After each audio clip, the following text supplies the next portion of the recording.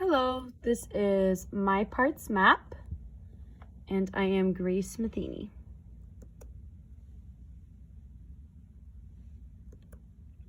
So my map is done through an expression through clothes because I often express myself through clothes.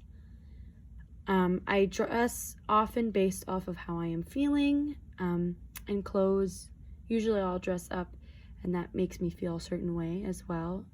Like when I'm sad, I'll wear something that makes me feel joyous or happy or bright. And when I'm feeling kind of lazy, I'll make myself wear something that's very ambitious and professional. I developed this idea because I recognize this thing about myself that I expressed in my clothes, and so that's how the idea came about.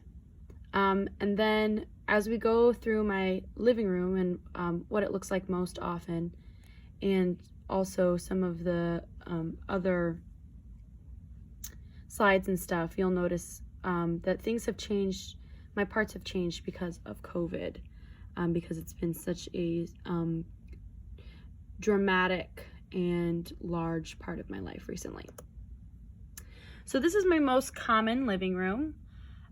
As you can see, things that exist in my living room often are morality and faith, caretaker, my inner child part, anxiety and fear, ADHD, woohoo, empathy, kindness, and grief.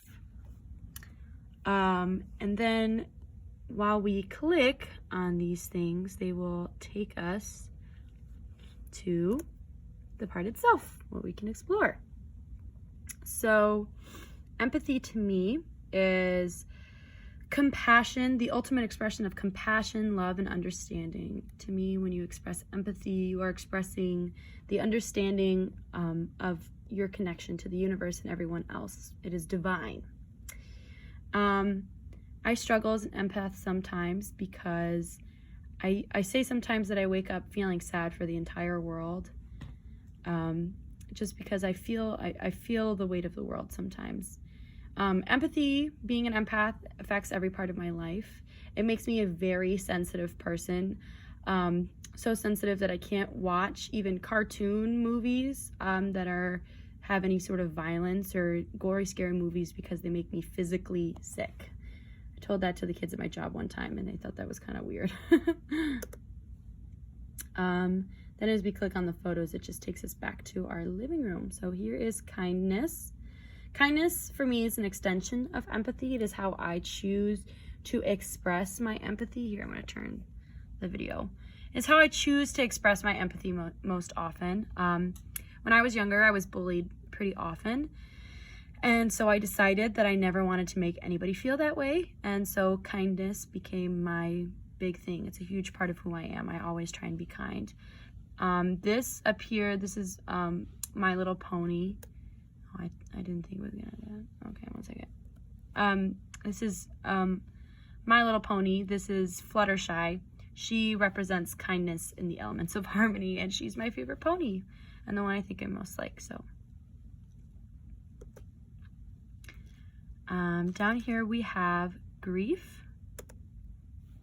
So grief is also how empathy works against me sometimes, because I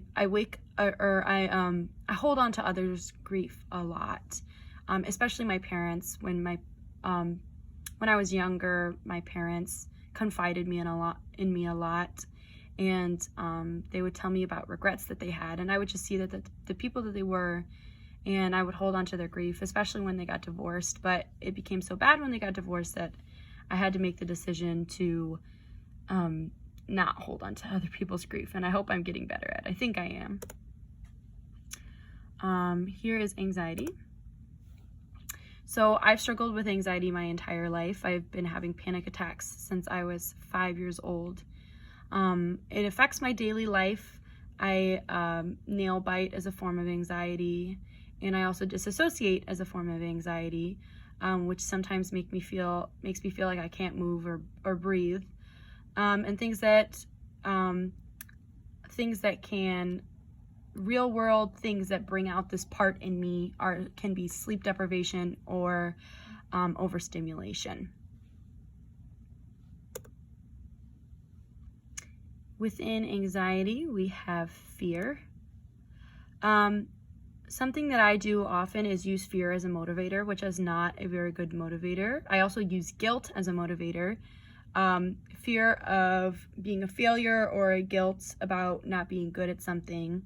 But these motivators actually make it harder for me to get things done, or they make me associate negatively with the things that I like to do and want to get done. And so I'm trying to learn to not use fear as a motivator. Fear also is what diminishes my desire, and you'll see later when we talk about desire that desire is a very low used part for me, and fear is a huge reason that I don't pursue my dreams and things that I'd like to do, because I am afraid of failing at them. Boop. Right here is inner child.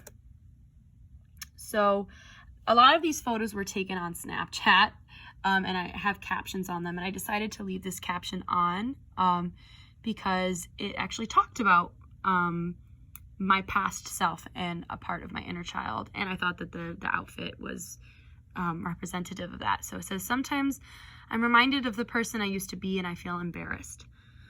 But I refuse to shame myself for making mistakes or being ignorant or naive. I recognize the importance of growth and commend myself for the changes I've made and my own growth. I am falling more in love with myself every day. I'm proud of myself. So, inner child. Yes, the caption talks about my progression and my relationship with my inner child, which I've struggled with since I was young, because I felt like